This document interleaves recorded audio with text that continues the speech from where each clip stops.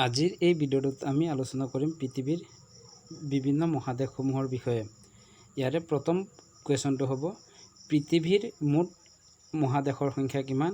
ইয়াৰে উত্তৰ হ'ব 7খন। 2 নম্বৰ কুৱেশ্যন পৃথিৱীৰ আটাইতকৈ ডাঙৰ মহাদেশখনৰ নাম কি? ইয়াৰে উত্তৰ হ'ব এছিয়া। ইয়াৰ পিছত কুৱেশ্যনটো হ'ল পৃথিৱীৰ ক্ষুদ্ৰতম মহাদেশখনৰ নাম কি? ইয়াৰ উত্তৰ হ'ব ওচেনিয়া মহাদেশ বা অষ্ট্ৰেলিয়া মহাদেশ। ইয়াৰ পিছত 4 নম্বৰ কুৱেশ্যনটো হ'ল এছিয়া আৰু ইউৰোপ মহাদেশক প্ৰাকৃতিকভাৱে কিহে পৃথক কৰিছে? ইয়াৰে শুদ্ধ উত্তৰটো হ'ব ইউৰাইল পৰ্বতমালাই। ইউৰাইল পৰ্বতমালাই এছিয়া মহাদেশ আৰু ইউৰোপ মহাদেশক প্ৰাকৃতিকভাৱে পৃথক কৰিছে। ইয়াৰ পিছত 5 নম্বৰ কুৱেশ্যনটো হ'ল কোনখন মহাদেশৰ আকৃতি এটা উভোটা ত্ৰিভুজৰ দৰে? ইয়াৰ উত্তৰ হ'ব দক্ষিণ আমেৰিকা। ইয়াৰ পিছৰ কুৱেশ্যনটো হ'ল পৃথিৱীৰ দ্বিতীয় বৃহত্তম দেশখনৰ নাম কি? ইয়াৰ উত্তৰ হ'ব কানাডা আৰু এই কানাডা দেশখন উত্তৰ আমেৰিকা মহাদেশত অৱস্থিত। ইয়াৰ পিছত 7 নম্বৰ কুৱেশ্যন ইউৰোপ আৰু আফ্ৰিকা মহাদেশক কোনখন সাগৰে পৃথক কৰিছে? ইয়াৰ উত্তৰ হ'ব ভূমধ্য সাগৰে ইউৰোপ আৰু আফ্ৰিকা মহাদেশক পৃথক কৰিছে। ইয়াৰ পিছত 8 নম্বৰ কুৱেশ্যনটো হ'ল পৃথিৱীৰ আটাইতকৈ উচ্চ শৃংগটোৰ নাম কি? ইয়াৰ উত্তৰ হ'ব এভাৰেষ্ট। 9 নম্বৰ কুৱেশ্যন গোবি মৰুভূমি কোন মহাদেশত অৱস্থিত? এছিয়া মহাদেশত অৱস্থিত। 10 নম্বৰ কুৱেশ্যন পৃথিৱীৰ দ্বিতীয় বৃহত্তৰ মহাদেশখনৰ নাম কি? ইয়াৰ উত্তৰ হ'ব আফ্ৰিকা মহাদেশ। পৃথিৱীৰ আটাইতকৈ বৃহত্তম মহাদেশখন আছিল এছিয়া আৰু দ্বিতীয় বৃহত্তৰ মহাদেশখন হ'ল আফ্ৰিকা। ইয়াৰ পিছৰ কুৱেশ্যনটো হ'ল চাহাৰা মৰুভূমি কোন মহাদেশত আছে?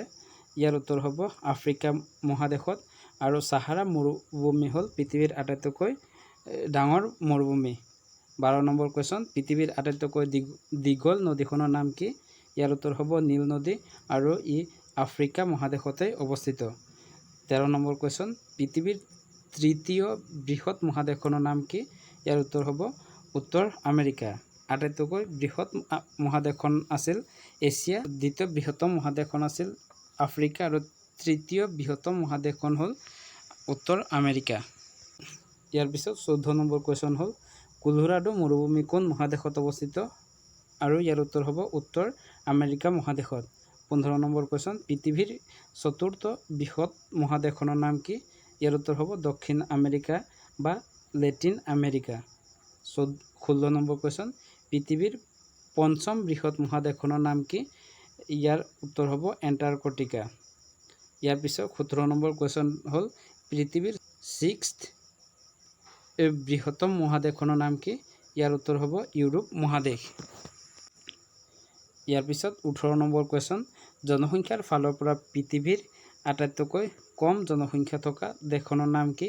ইয়াৰ উত্তৰ হ'ব ভেটিকান চিটি আৰু এই ভেটিকান চিটিয়ে মাটিকালিৰ ক্ষেত্ৰতো পৃথিৱীৰ আটাইতকৈ সৰু দেশ। ইয়াৰ পিছত কুৱেশ্যনটো হ'ল পৃথিৱীৰ আটাইতকৈ সৰু মহাদেশখনৰ নাম কি? ইয়াৰ উত্তৰ হ'ব অষ্ট্ৰেলিয়া বা ইউৰেছিয়া আৰু ই পৃথিৱীৰ 7তম মহাদেশ। ইয়াৰ পিছৰ কুৱেশ্যনটো হ'ল পৃথিৱীৰ আটাইতকৈ ডাঙৰ দেশখনৰ নাম কি? মাটিকালিৰ ক্ষেত্ৰত পৃথিৱীৰ আটাইতকৈ ডাঙৰ দেশখনৰ নাম হ'ল ৰাছিয়া। ইয়াৰ পিছৰ কুৱেশ্যনটো হ'ল পৃথিৱীৰ আটাইতকৈ জনবহুল দেশখনৰ নাম কি? জনসংখ্যাৰ ক্ষেত্ৰত পৃথিৱীৰ আটাইতকৈ বৃহৎ দেশখনৰ নাম হ'ল ভাৰতবৰ্ষ। এতিয়া আমি চাওঁ আহক ক্ৰম অনুসৰি পৃথিৱীৰ মহাদেশসমূহ আটাইতকৈ বৃহৎ মহাদেশ হ'ল এছিয়া, দ্বিতীয় বৃহৎ মহাদেশ হ'ল আফ্ৰিকা, তৃতীয় বৃহৎ মহাদেশ হ'ল উত্তৰ আমেৰিকা, চতুৰ্থ বৃহৎ মহাদেশ হ'ল দক্ষিণ আমেৰিকা।